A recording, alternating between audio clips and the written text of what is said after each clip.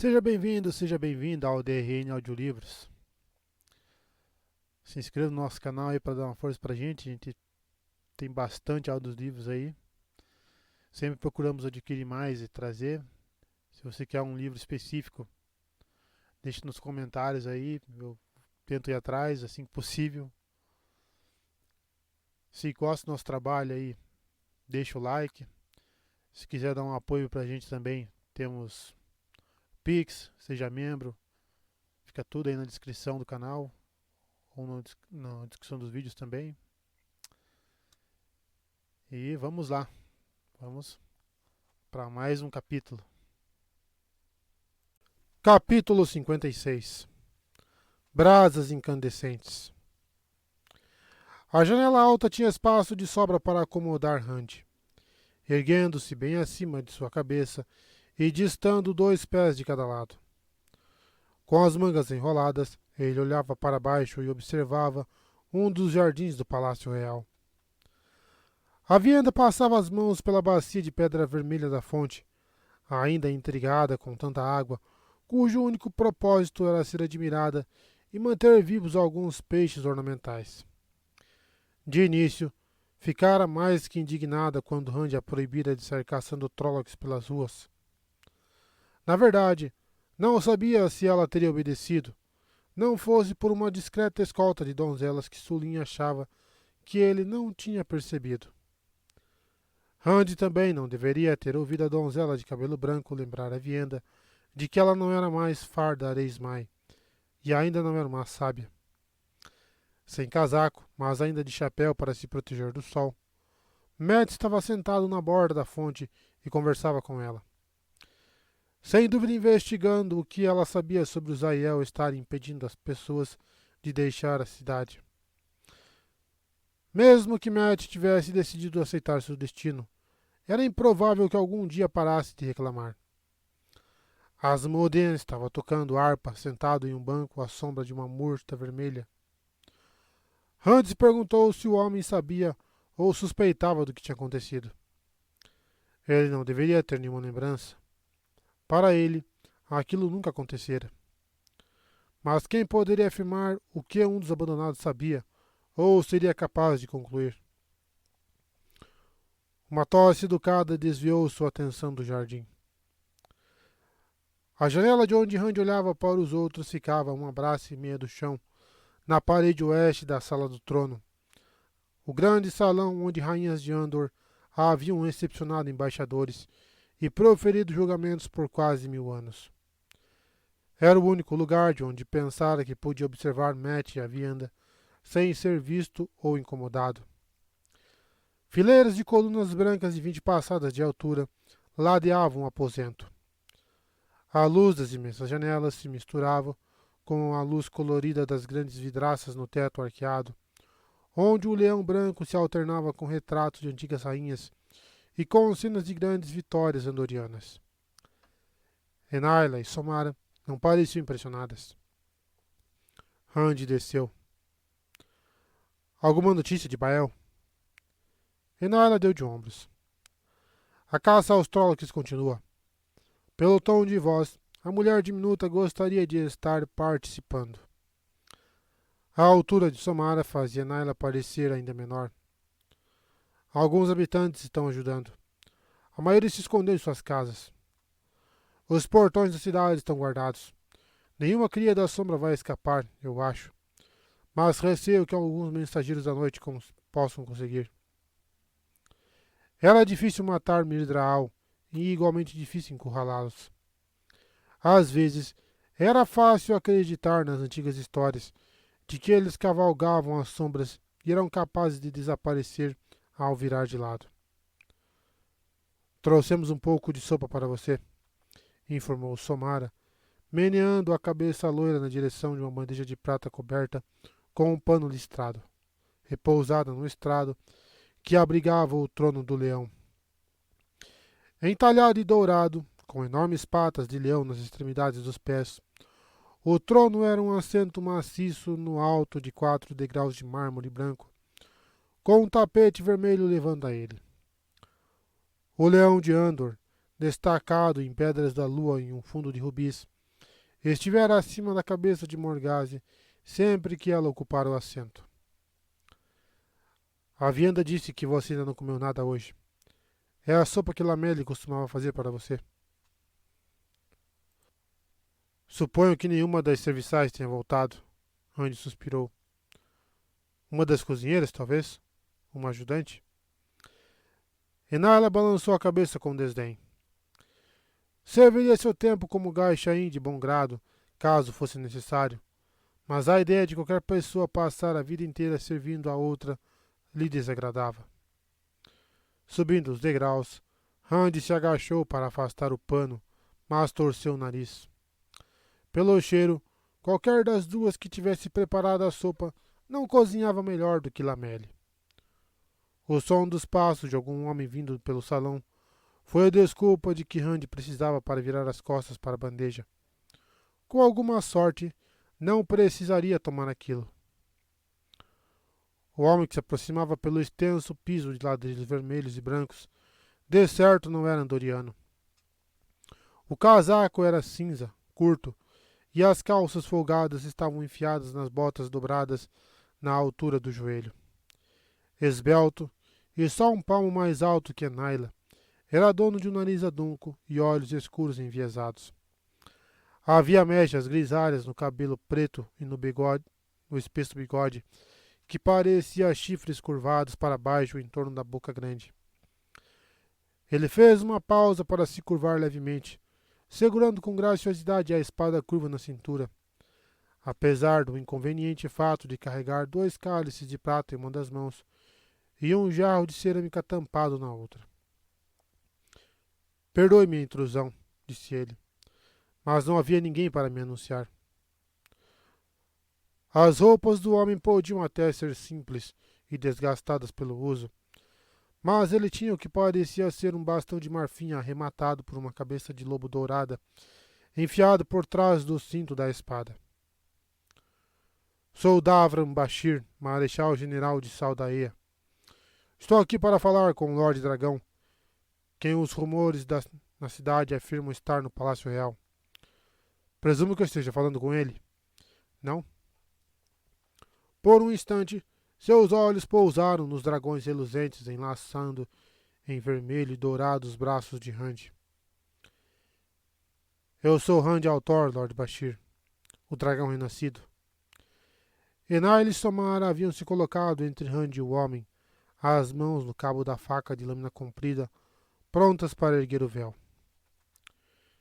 Estou surpreso por encontrar um Lorde de Saldaea em Kemenin, e mais ainda querendo falar comigo. Na realidade, cavalguei até Kemenin para falar com Morgase, mas fui rechaçado pelos bajuladores de Lord Gabriel, ou eu deveria chamá-lo de Rei Gabriel. Ele ainda está vivo? O tom de voz de Bashir indicava que ele duvidava daquilo e que de qualquer jeito não lhe importava. Ele sequer fez uma pausa. Muita gente na cidade afirma que Morgase também está morta. Ambos morreram, confirmou Randy sombrio. Sentou-se no trono, a cabeça repousando no leão de Andor de pedras da lua. O trono fora dimensionado para uma mulher. Eu matei Gabriel, mas não antes de ele ter matado Morgase. Bashir arqueou uma sobrancelha. Então eu devo saudar o rei Randy de Andor? Furioso, Randy inclinou-se para a frente. Andor sempre teve rainhas, e ainda tem. Elaine era a filha herdeira. Com a morte da mãe, a rainha é ela. Talvez precise ser coroada primeiro, não conheço a lei. Mas, até onde me cabe, a rainha é ela. Eu sou o dragão renascido. Isso é o máximo que desejo, mais até. O que quer comigo, Lord Bashir? Se a raiva de Randy chegou a causar algum incômodo, o homem não demonstrou. Seus olhos enviesados observavam o dragão com cuidado, mas sem desconforto. A Torre Branca permitiu a fuga de Mas-Rinten, o falso dragão. Ele fez uma pausa e, como Randy não disse nada, prosseguiu. A rainha Tenóbia não queria Saldaia com problemas de novo. Então fui designado para caçá-lo mais uma vez e dar um fim à sua vida. Perseguiu-o em direção ao sul durante várias semanas. Não precisa temer que eu tenha trazido um exército estrangeiro para Andor. Tirando uma escolta de 10 homens, deixei o resto acampado na floresta de Braem, bem ao norte de qualquer fronteira que Andor tenha reivindicado nos últimos 200 anos. Mas Ten está em Andor, tenho certeza. Hesitando, Rand tornou a se reclinar. Você não vai poder pegá-lo, Lord Bashir. Permite que eu lhe pergunte por que não, Milord Dragão. Se você quiser usar o Zaiel para caçá-lo, não faço nenhuma objeção. Meus homens vão permanecer na floresta de Braem até eu retornar. Rand não tivera a intenção de revelar tão cedo essa parte do plano. A demora poderia ser custosa, mas primeiro ele pretendera ter um controle firme das nações. Porém, talvez fosse melhor começar ali mesmo. Vou anunciar uma anistia. Eu sei canalizar, Lord Bashir. Por que outro homem deveria ser caçado e assassinado ou amansado, só porque é capaz de fazer o que eu faço? Vou anunciar que qualquer homem que consiga tocar a fonte verdadeira, qualquer homem que queira aprender, pode vir até mim e contar com a minha proteção. A última batalha se aproxima, Lord Bashir. Pode não haver tempo para nenhum de nós ficar louco antes dela, e mesmo assim eu não desperdiçaria um homem só por esse risco. Quando os Trollocs saíram da praga, nas guerras dos Trollocs, marcharam com os senhores do medo, homens e mulheres que usavam o poder para a sombra.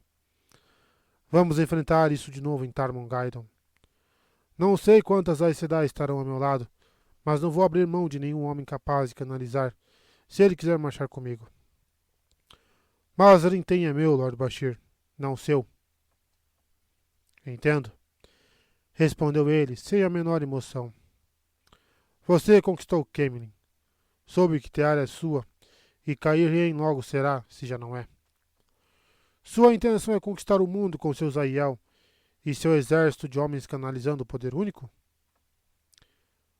Se for preciso, devolveu Rand, tão neutro quanto o Lorde. Vou receber de braços abertos como um aliado qualquer governante que me aceite, mas, até agora, só vi manobras visando o poder ou a absoluta hostilidade.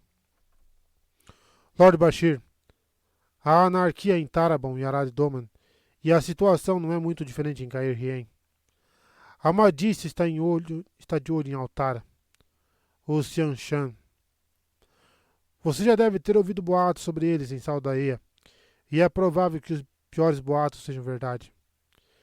Esses Seanchan, lá do outro lado do mundo, estão de olho em todos nós. Homens lutando as próprias batalhas mesquinhas, com Tarmon-Gai'don mais próximo a cada dia. Precisamos de paz. De tempo antes que os Trollocs venham, antes que o Tenebroso se liberte. Tempo para nos preparar. Se minha única forma de encontrar tempo e paz para o mundo for pela imposição, que seja. Não é o que eu quero, mas vou impor.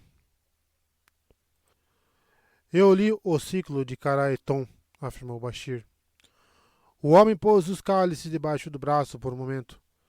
Quebrou o lacre de cera da tampa do jarro e os encheu de vinho.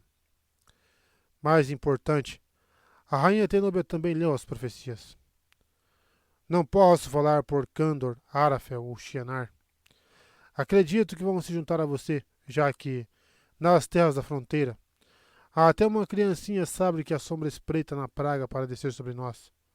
Mas não posso falar por eles. Enarla encarou com suspeita o cálice que o homem lhe entregou, mas subiu os degraus para entregá-lo a Rand. Na verdade, continuou Bashir, não posso falar nem por Saldaea. Tenóbia é rainha, sou apenas o general dela. Mas acho que, assim que eu designar um cavaleiro veloz para mandar uma mensagem à rainha, a resposta será Saldaea marchando ao lado do dragão renascido. Enquanto isso, lhe ofereço meus serviços e também os de 9.000 cavalos de Saldaea. Rand rodopiou o cálice e encarou o vinho tinto escuro. Samael em Ilian e os outros abandonados, só a luz sabia onde. Sianchan aguardando no outro lado do oceano de Arit, e ali, homens prontos para agir em proveito próprio e obter quaisquer ganhos, a despeito de quanto aquilo custasse para o mundo. A paz ainda está longe, disse ele em um tom brando. Ainda teremos sangue e morte por um bom tempo. É sempre assim, respondeu Bashir, tranquilo, sem que Randy soubesse a que afirmação ele estava se referindo. Talvez as duas. Enfiando a harpa debaixo do braço, Asmodean se afastou de Matt e a Vienda. Ele gostava de tocar, mas não para uma dupla que não prestava atenção e que menos ainda apreciava. Não tinha certeza do que acontecera naquela manhã e não tinha certeza de que queria saber. Muitos aí o haviam expressado surpresa ao vê-lo, afirmando que tinham-no visto morto. Asmodean não queria detalhes.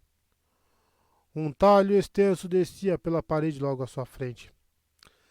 Sabia o que causara aquele gume afiado, aquela superfície tão escorregadia quanto o gelo, mais lisa do que qualquer mão seria capaz de polir em 100 anos. Distraído, mas também sentindo um calafrio, ficou se perguntando se ter nascido daquela maneira o tornava um novo homem. Achava que não. A imortalidade não existia mais. Fora um presente do grande Senhor. Era esse o nome que usava em sua cabeça, independentemente do que a autora exigisse de sua língua. Isso por si só já era prova de que ainda era ele mesmo.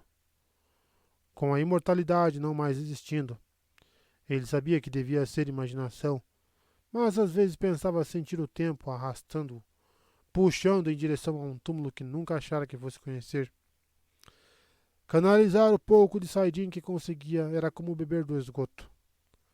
Não lamentava que Lanfira estivesse morta. O mesmo valia para Ravin, mas para Lanfira especialmente, pelo que ela lhe havia feito.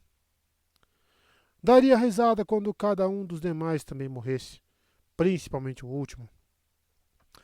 Não tinha renascido como um novo homem, mas iria se segurar o máximo que pudesse naquele tufo de grama à beira do precipício.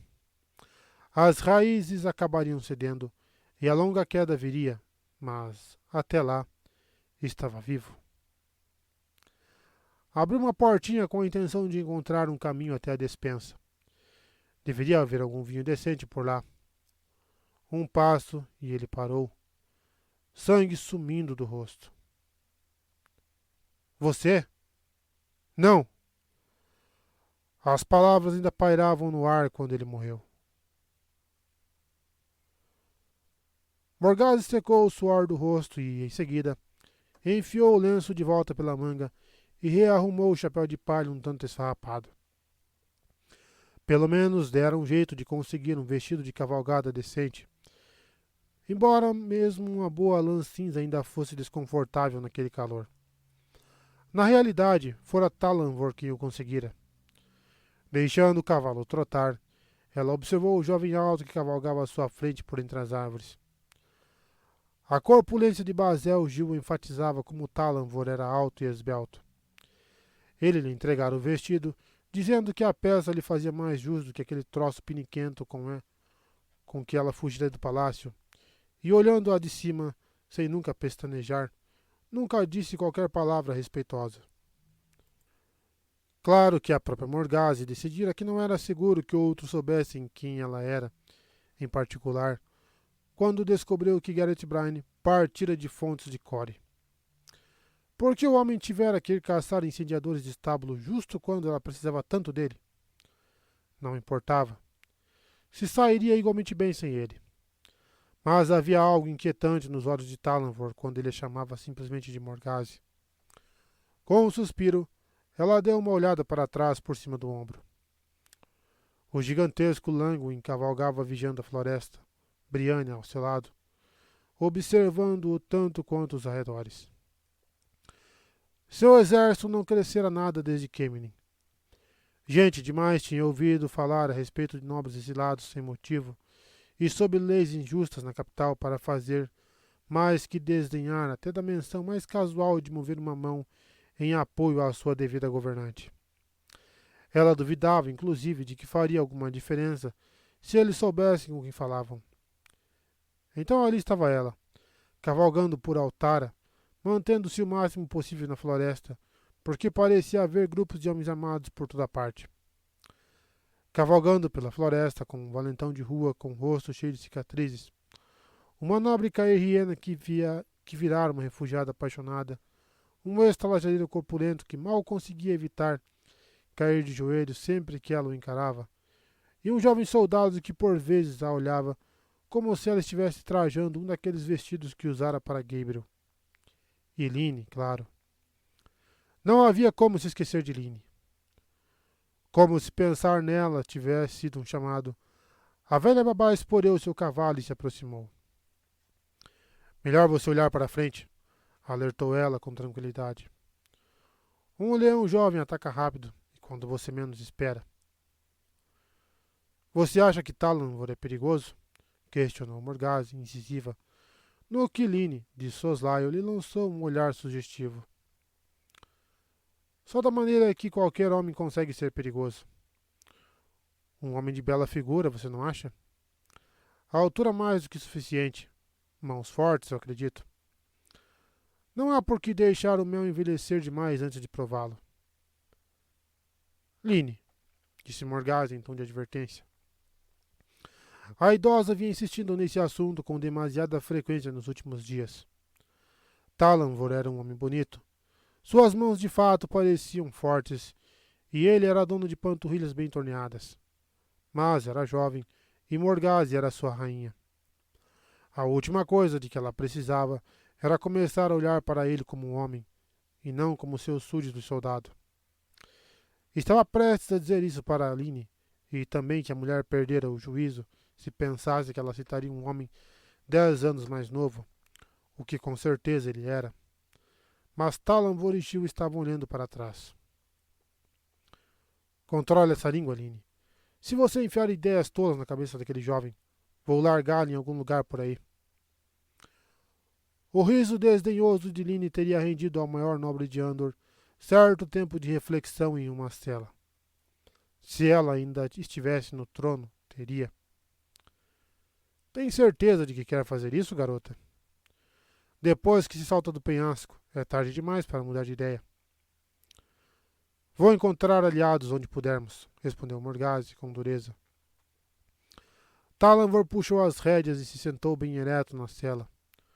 O suor lhe escorria pelo rosto, mas ele parecia ignorar o calor. Mestre Gil deu um puxão na gola do gibão, coberto de discos, como se desejasse poder tirá-lo. Há fazendas logo adiante, após a floresta, informou Talanvor, mas é improvável que alguém vá reconhecê-la aqui. Morgase encarou-o com um olhar neutro. A cada dia ficava mais difícil desviar o olhar quando ele encarava. Mais 10 milhas e devemos estar em Cormaed. Se aquele sujeito em Serrar não tiver mentido, vai haver uma barca lá e vamos chegar a Amadícia antes de escurecer. Tem certeza de que quer fazer isso? De que quer mesmo fazer isso, Morgase? O modo como ele pronunciou o seu nome. Não. Ela estava deixando as fantasias ridículas de Line tomarem conta dela. Era culpa do maldito calor. Minha decisão foi tomada, jovem Talanvor, respondeu ela com frieza. E espero não ser questionada depois que tiver resolvido. Morgase esporeu a montaria com força, fazendo com que o pinote do cavalo quebrasse a troca de olhares e que o animal o ultrapassasse. O jovem conseguiria alcançá-la. Ela encontraria aliados onde pudesse. Recuperaria seu trono e a azar de Gabriel ou de qualquer um que achasse que poderia ocupá-lo em seu lugar.